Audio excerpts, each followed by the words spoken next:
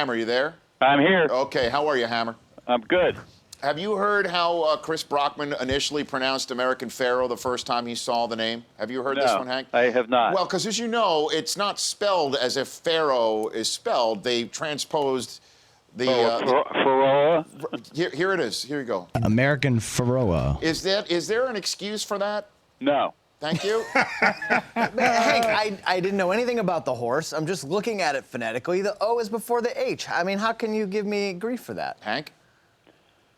Should be prepared. Yes. Oh. Yes, you just don't come on this show and spitball, man. That's right. I study very hard for this show. This show is 3 hours of spitballing. No, it is not. This show is very important to me. Hank, and you are important to the show. I love having you on, and especially when you come on and I get tweets from listeners and viewers who say you made the money.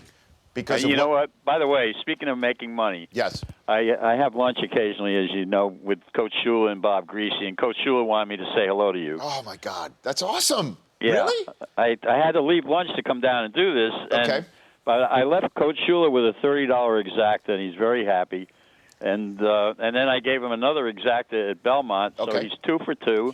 And then I gave him a third exacta in the 5th race at Pimlico, so he's 3 for 3. I gave him a trifecta. I can't wait to go back upstairs and and soak in the gratitude from him. That's awesome. So you put more PSI in his bank account, huh, Hank? Maybe he'll give me one of his rings. Yeah. I like it. But he's a big fan of yours. He really admires your work, so Gosh. I just thought I'd pass that along. That means a lot. Thank you for saying that, Hank. I've got the Hammer, Hank Goldberg, here on the Rich Eisen Show. Before we move to the Preakness, you hit the superfecta? I did. For $1, it came back 630. At the Kentucky Derby. Yes. Okay, so do you have? Let's just start right here and now, because you went American Pharaoh. Okay. American Pharaoh. Right, at Dortmund, Firing Line, and Froston, and you hit that That's correct. superfecta. $1 turned into Yeah, 600. Firing Line made the super what it was because he ran second, and he went off at 12-1 in that race. Wow. Okay, so that was the superfecta at the Kentucky Derby. Let's talk about the Preakness right now. An American Pharaoh, and this horse's chances of moving forward in the Triple Crown race. Well, he didn't draw a great post. He's in the post 1. The last time a horse won the Preakness from that spot was Tabasco Cat, and that was back in 1994. And Dortmund, for that matter, is in post 2. Last time a horse won there was Snow Chief in 1986. The rail is not usually very good in the Preakness, and part of the reason, I think, is that you're right up against all those people in the infield who are screaming and yelling, and sometimes you miss the break. And so what Baffert has done with Dortmund is he's putting earplugs in so he doesn't get distracted. Huh. And you know what's interesting is Baffert trains both of those horses. So if Dortmund beats American Pharaoh, I don't think that Mr. Zayat's going to be too pleased with him. Huh. Fascinating. Hank Goldberg here on the Rich Eisen Show. What do you make of the, I guess, small controversy, if not large, about American Pharaoh being whipped too many times in the Derby? You know, he felt the whip 32 times. He had a wide trip in the Derby, and this is the question: will that race have taken much out of him? He had a wide trip, and the slow time in the last quarter.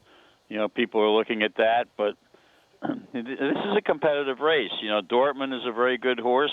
Firing Line is a very good horse, and you know, I talked with Todd Pletcher, who is passing on this race to get his horses ready for the Belmont, and I asked him what he thought about this, and he doesn't think that anybody can beat the top 3.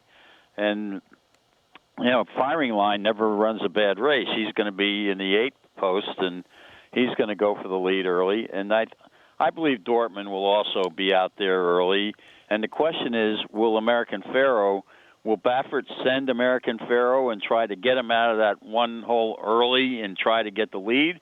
Or will he try to make his way towards the stalking position that he had in the Derby? That's the big question. And that's going to be the interesting part to watch of the early portion of the race. But Dortmund habitually goes for the lead early. Will he in firing line slug it out early again? So the question is, how can you make money on this race? You got a 4 to 5 shot, Yes. a 3 to 1 shot, Right. and a 4 to 1 shot. So answer your question, Hank. I'm going to take Danzig Moon out of the 4 post, who is training very well. He's got a trainer who's been red hot this spring, in Mark Cassie, and Leperoux, who's a good rider. He's 15 to 1 in a morning line, and I'm going to use him in 2nd, 3rd, and 4th in a superfecta with the other 3 horses, and that's one of the wagers I'm going to make, and it is legal.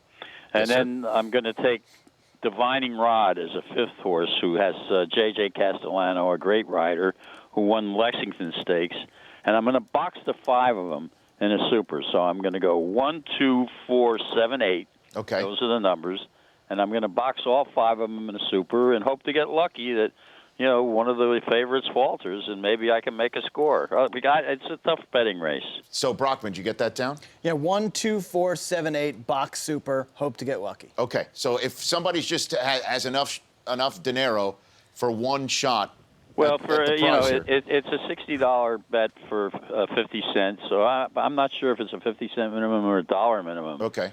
If it's $1, it's $120. So that's what you'd say. So who wins the race if you think? I think American Pharaoh is the best horse, and I think if he gets a trouble-free trip out of that post position, he should win. But maybe it's Dortmund's time. I don't know. One of those two. All right. 1, 2, 4, 7, 8 is the box. And you got that down, right, Brockman? I got it. Now, Okay. if I do this again and give your listeners and your producers Yes. and your degenerates out there, you know, I'm expecting some kind of a reward, you know, like dinner at a top L.A. restaurant. Hank, You know, even if this thing comes up snake eyes, you get that, Hank. You know, you already got that. You know, I mean, so Coach Shula, we noticed he took a shot at the Patriots. he just can't resist, you know. We noticed that, Hank. He said something along the lines of, a 50th anniversary Dolphins ceremony that we won with class here. We didn't deflate any footballs. We noticed You know, that, we Hank. were just heard talking about that, and he said that, yeah, he never knew anything about the weight of the footballs when he was coaching, and it was never an issue. You know, I just brought it up to him that Marino liked to scuff him, and or he had the equipment guy do that. Mm-hmm. He wasn't even aware of that. I mean, he said that he always played according to the rules, and you know, I talked with Bill Polian about it, and Bill said to me, "Talk to your friend Shula." He said, you know, the problem is, you know, they weren't cooperative. That's probably why he got the hefty suspension. Well, I mean, Coach Shula did leave the tarp off before the AFC Championship game, before the Jets and Freeman McNeil came in. Is that the same thing? Do we put that in the same gamesmanship You mean the box? sloppy track? Well, Yeah, or is it something different? he Is this? didn't throw the 2 interceptions to A.J. Dewey. No, he did not. He definitely did not do that. I know. But the only reason why I bring that up is that some people do say that the PSIs and whatever Brady did or did not do is in the same gamesmanship box as the one I just mentioned, as opposed to cheating. Well, he calls that the winning edge. Who, Shula or Brady? Yeah. You know, he refers to letting the field get soaked in the championship game against the Jets as the winning edge. Okay. Not cheating. Didn't break a rule. No, what I'm saying, but what about Brady's been accused of doing? Is that in the same box as the winning edge, or is that flat-out cheating in your mind? Greasy thinks they're going to change the rule. How so? He thinks they're going to reduce the weight of the footballs so that After suspending Brady? Wow. Yeah, I think at the next competition committee meeting they're going to say, let's make the weight a little lower on the restrictions. Well, whatever we can do to avoid this craziness in the future, let's just I'm end for. it. All right, Hank. 1, 2, 4, 7, 8, boxed. By the way, you can't bet on. I see where there are odds being issued in Las Vegas or out Certain of town. Somebody in Las Vegas. Yes, where there's no signpost or plaque for Mo. Correct. I know that. But you can't bet on that in Las Vegas. I just thought I'd throw that out there. You Okay, can Hank. only bet on it if you have an offshore account someplace. Of that, I don't know what you speak, sir. Thank you. You take care, Hank. You're the best. Okay. Okay. Have a good weekend. Good luck to everybody. Yeah, and Hank. thanks. And say hi to Coach Shula. I Thanks. will, You thanks. bet. You got it. The Rich Eisen Show, weekdays at noon Eastern. On Audience.